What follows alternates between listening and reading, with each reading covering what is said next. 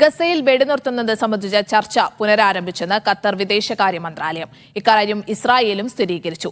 Israel പൂർണ്ണമായി പിൻവാങ്ങാതെ ചർച്ചയ്ക്കില്ലെന്നാണ് Hamas നിലപാട്. മുഹമ്മദ് സ്വാലിഹ് ഉണ്ട് കൂടുതൽ വിവരങ്ങളുമായി ഇന്റർനാഷണൽ ഡെസ്കിൽ നിന്ന്. സാലിഹ്, ഈ ഒരു കഴിഞ്ഞ ദിവസമൊക്കെ തന്നെ ഇസ്രായേൽ ഈ കൂട്ടക്കുരുതി തുടരുകയാണ്. ഗസയിൽ പല രീതിയിലുള്ള നയതന്ത്ര നീക്കങ്ങളൊക്കെ ഉണ്ടായെങ്കിലും ഇപ്പോൾ ഖത്തറിന്റെ ഭാഗത്ത് നിന്ന് ഈ വെടിനിർത്തലുമായി ബന്ധപ്പെട്ട സൂചനകൾ വരുന്നു. എന്തൊക്കെയാണ് വിവരങ്ങൾ?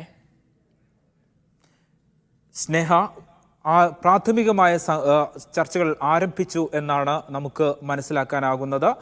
നോർവേ തലസ്ഥാനമായ ഓസ്ലോയിലാണ് ഇത്തരമൊരു ചർച്ച ആരംഭിച്ചത്. മൊസാദിന്റെ തലവൻ, ഇസ്രായേലി ചാരസംഘടനയായ മൊസാദിന്റെ തലവൻ ഡേവിഡ് ബാർണിയെയും ഖത്തർ പ്രധാനമന്ത്രി മുഹമ്മദ് ബിൻ അബ്ദുറഹ്മാൻ അൽത്താനിയും തമ്മിലാണ് ഇപ്പോൾ ഓസ്ലോയിൽ ചർച്ച നടത്തിയിരിക്കുന്നത്. ഇങ്ങനെയൊരു ചർച്ച നടന്നു എന്ന് ഹമാസും ഖത്തറും അതേസമയം ഈജിപ്തും ഇസ്രായേലും സ്ഥിരീകരിക്കുന്നുണ്ട്. ഇത് വലിയ തോതിലുള്ള എങ്ങനെ വികസിക്കും എന്നത് ഇനി വരും ദിവസങ്ങളിൽ നോക്കിക്കാണേണ്ടതാണ്. ഈ ഇസ്രായേലിനെ ഈ ചർച്ചയിലേക്ക് നിർബന്ധിച്ചത് ഇസ്രായേലിലെ രാഷ്ട്രീയ സംഭവ വികാസങ്ങളാണ്. ഇസ്രായേൽ സേന ആരെ രക്ഷിക്കാനാണോ ഗസയിലേക്ക് പോയത് അവരെ തന്നെ ഇസ്രായേൽ സേന കൊലപ്പെടുത്തിയിരിക്കുന്നു. ഇതിന് പിന്നാലെ വലിയ പ്രതിഷേധമാണ് ഇസ്രായേലിൽ ഉണ്ടായത്. 10,000 പ്രതിരോധ മന്ത്രാലയത്തിന് മുന്നിൽ പ്രതിഷേധിക്കുന്ന ദൃശ്യങ്ങൾ നമ്മൾ കണ്ടു. ഇതിൽ പ്രധാനപ്പെട്ട കാര്യം, ഇസ്രായേലി സേന കൊലപ്പെടുത്തിയിരിക്കുന്നത് 3 ഇസ്രായേലി ബന്ദികളെയാണ്. ഇവർ വെള്ളക്കൊടി ഉയർത്തി ഹീബ്രുവിൽ ഞങ്ങളെ രക്ഷിക്കണേ എന്ന് ആർത്തു വിളിച്ചുകൊണ്ടാണ് ഇസ്രായേലി സേനയ്ക്ക് മുന്നിൽ വന്നത്. ഇസ്രായേലി വംശജരായിട്ടും ഇസ്രായേലി പൗരന്മാരായിട്ടും നേരത്തെ തന്നെ വിവിധ ഇടങ്ങളിൽ ഫോട്ടോകളിലടക്കം പരിചയമുള്ള ഇസ്രായേലി ബന്ദികളെ തിരിച്ചറിയാൻ ഇസ്രായേലി സേനയ്ക്ക് കഴിഞ്ഞില്ലേ എന്ന ചോദ്യം ബാക്കിയാണ്.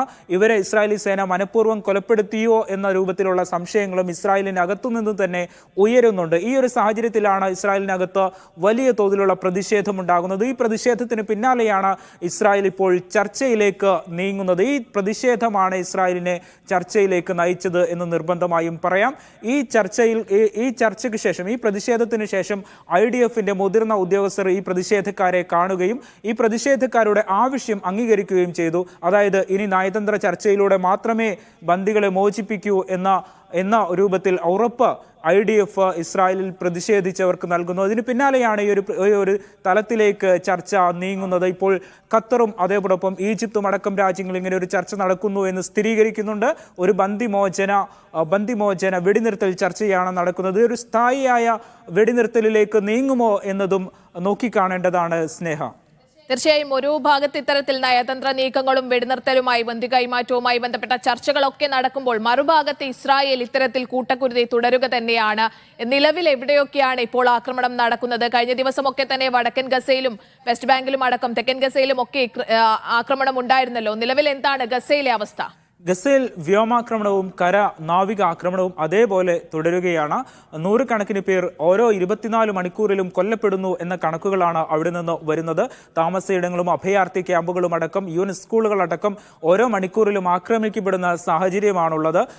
മറ്റൊന്ന് വളരെ പ്രത്യേകിച്ച് എടുത്തു പറയേണ്ടത്, യുദ്ധമുഖത്ത് യാതൊരുവിധ അന്താരാഷ്ട്ര നിയമങ്ങളും പാലിക്കാതെയുള്ള ഇസ്രായേലിന്റെ നീക്കങ്ങൾ അതേപോലെ തുടരുകയാണ് എന്നാണ് മനസ്സിലാക്കാനാകുന്നത്. വടക്കൻ ഗസയിലെ കമാൽ അൽ അദ്വാൻ ആശുപത്രി, ഈ ആശുപത്രി മാത്രമാണ് വടക്കൻ ഗസയിൽ പ്രവർത്തനക്ഷമമായിട്ടുള്ള ഏക ആശുപത്രി. ഈ ആശുപത്രിയിലേക്ക് മണ്ണുമാന്തി യന്ത്രം കൊണ്ടുവന്ന് ഈ 20 ഫലസ്തീനികളെ മണ്ണുമാന്തി യന്ത്രം കയറ്റി കൊലപ്പെടുത്തിയിരിക്കുന്നു എന്നാണ് ഇപ്പോൾ ഏറ്റവും അവസാനമായി വരുന്ന വാർത്ത. ഇത് വളരെ വളരെ വേദനാജനകമാണ്. ലോകത്തെ സംബന്ധിച്ചിടത്തോളം ഇതിനെതിരെ വലിയ തോതിലുള്ള പ്രതിഷേധം ലോകത്ത് വിവിധ ഇടങ്ങളിൽ ഉയരുന്നുണ്ട്.